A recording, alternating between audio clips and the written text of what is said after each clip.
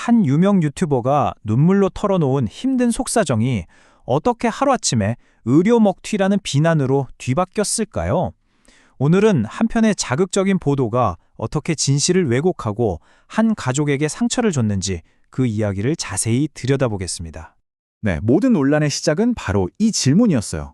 어떻게 한 가족이 갑자기 한국 의료 시스템에 공짜로 올라타려는 그런 무임승차자로 낙인 찍히게 된 걸까요? 사실 그들이 실제로 했던 말은요, 이런 비난과는 정말 전혀 다른 이야기였습니다. 자, 이 화면을 보시면 이번 사태가 딱 한눈에 들어오실 거예요. 왼쪽은 유튜버가 어렵게 털어놓은 개인적인 고충인데 오른쪽은 그걸 본 대중의 싸늘한 비난이죠. 이 둘 사이에 대체 무슨 일이 있었길래 이렇게 엄청난 간극이 생긴 걸까요? 지금부터 하나씩 파헤쳐 보시죠. 이번 이야기의 주인공은 바로 구독자 226만 명을 보유한 유튜버 올리버쌤입니다. 미국에서 한국인 아내 그리고 두 아이와 함께하는 일상을 보여주면서 정말 많은 사랑을 받아왔죠. 그런데 얼마 전 가족이 겪는 어려움을 솔직하게 이야기한 영상 하나 때문에 그야말로 논란의 중심에 서게 됩니다. 한국의 건강보험 혜택만 쏙 빼먹으려는 거 아니냐, 이런 식의 비난이 쏟아지기 시작한 거죠. 논란은 2023년 12월 26일에 올라온 바로 이 영상에서 시작됐습니다. 제목이 꽤나 자극적이죠? 한국인 와이프와 미국 이민 8년차, 이제는 진짜 포기합니다. 제목만 보면 당장이라도 짐 싸서 한국으로 돌아온다는 선언처럼 들리잖아요.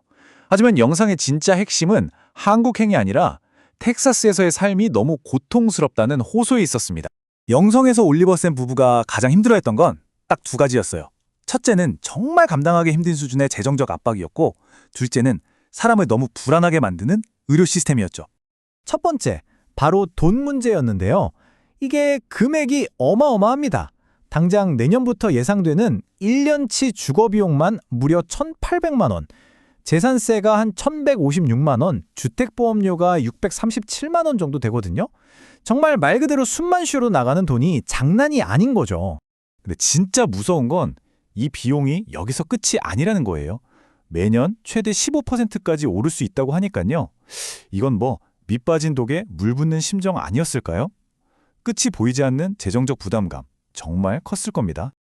그리고 두 번째 압박은 이건 더 심각합니다. 바로 의료비. 이 가족이 매달 내는 건강보험료 얼마인지 아세요? 놀라지 마세요. 무려 400만 원입니다.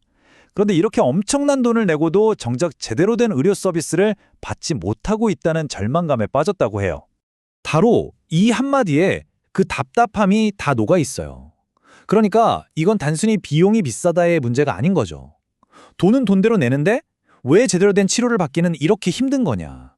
미국의 의료 시스템에 대한 근본적인 문제 제기였던 겁니다. 이런 불안감은 특히 장인의 경험담에서 폭발합니다. 몸에 이상이 생겨서 병원에 가려고 해도 주치의를 만나려면 열흘이나 기다려야 했대요. 그렇게 겨우 만난 의사에게 들은 말이 뭔지 아세요? 집에 가서 소금 먹고 쉬세요.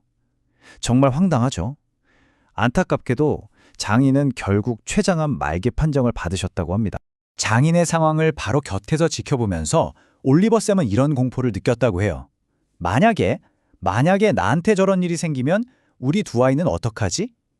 이건 한 가장으로서 느낄 수 있는 아주 현실적이고 깊은 불안감의 표현이었던 거죠. 자, 여기까지가 올리버쌤이 영상에서 말한 내용의 전부입니다. 한 가족의 솔직하고 또 어떻게 보면 좀 가슴 아픈 이야기였잖아요. 그런데 이 영상이 점점 화제가 되자 이 이야기가 조회수를 노리는 일부 언론의 눈에 딱 들어온 거죠. 완벽한 먹잇감이 된 겁니다. 바로 이 지점에서 이야기가 완전히 뒤틀려 버립니다.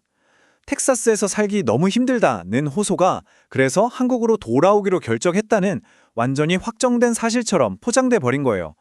영상에서는 단 한 번도 나오지 않았던 한국 이주라는 말이 기사 제목으로 뽑혔고, 이건 곧바로 건강보험 먹튀하러 온다는 식의 악성 댓글에 기름을 부은 셈이 됐습니다.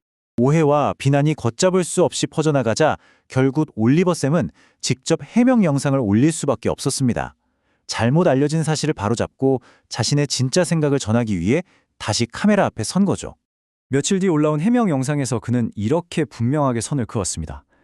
텍사스에서 힘든 상황을 이야기했을 뿐이지 한국행을 결정하거나 심지어 언급한 적조차 없다고 말이죠. 그는 언론에 제발 기사를 바로잡아달라고 간곡히 부탁하면서 이미 정말 힘든 시기를 보내고 있어서 날선 댓글들이 더 마음 아프게 느껴진다고, 가짜뉴스가 주는 상처가 얼마나 큰지를 토로했습니다. 결국 올리버 쌤의 이야기는 그냥 한 유튜버의 해프닝으로 끝날 일이 아닙니다.